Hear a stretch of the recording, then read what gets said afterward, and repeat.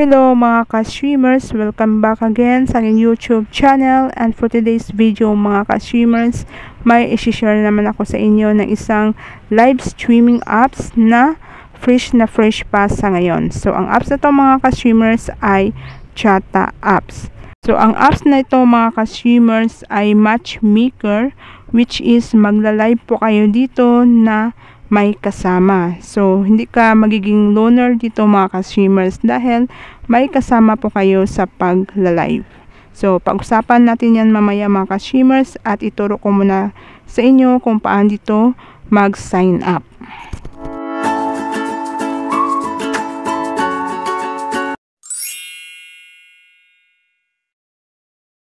So, ang Chata apps mga ka-streamers is available po ito sa Google Play Store at ang pag-sign up nito ay via Gmail. So, dito mga ka-streamers, i-follow nyo lang yung mga kailangan nyong i-register.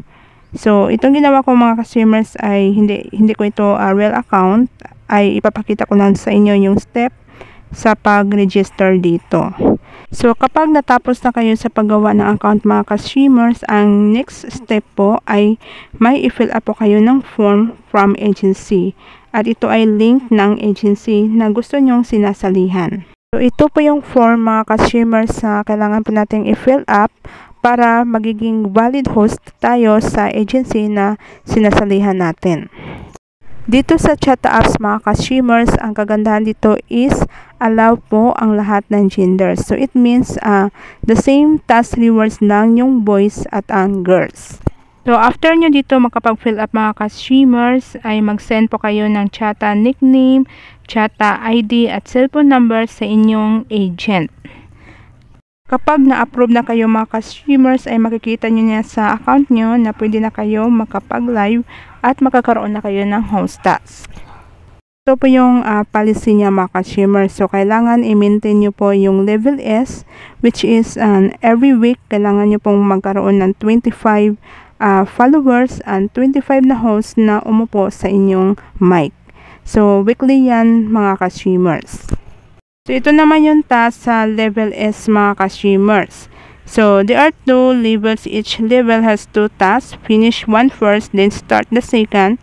Task is the key of your commission. So, dapat mga ka-streamers sa task 1, tapusin nyo muna itong pag-live ng 1 hour at yung pagkakaroon ng new followers na 5 at successful 5 valid couples on mic.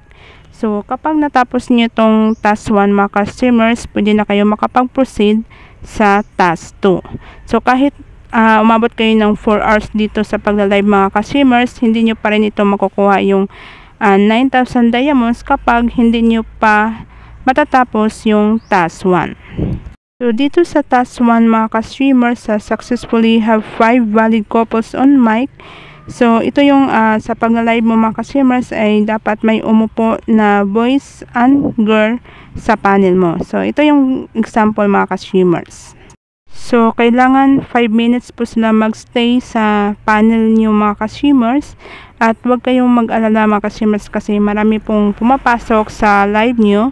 At pwede din kayong mag-message siya ka agency nyo na umupo sa inyong panel. So, ito naman yung level task mga ka-streamers. So, ito lang po ang makukuha nyo na rewards kapag hindi nyo po ma-maintain yung level S. So, kapag na-complete nyo itong task rewards mga ka-streamers, ang makukuha nyo pong diamonds ay 11,500. So, ang convert ko yan is to US dollars. So, dito naman tayo sa withdrawals mga ka-streamers. So, ang value niya dito ay ang 5,000 diamonds is 1 US dollar. So, dito mga ka-streamers ay GCash pa po yung available ng withdrawals.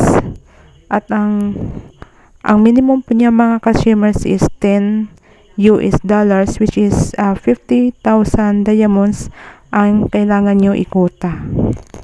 So, yun lang mga ka-streamers ang isi-share ko sa inyo about dito sa Chata apps. Ang kailangan lang dito mga ka-streamers ay sipag at tiyaga. At kapag naglaan ka dito ng maraming oras sa pagla-live, ay mabilis lang dito makakakuta. At ang kagandahan dito mga ka-streamers dahil naka-fix na po itong rewards nila. So, Yun lang mga ka-streamers. Thank you for watching and don't forget to subscribe my YouTube channel, Inday Buding. So, bye!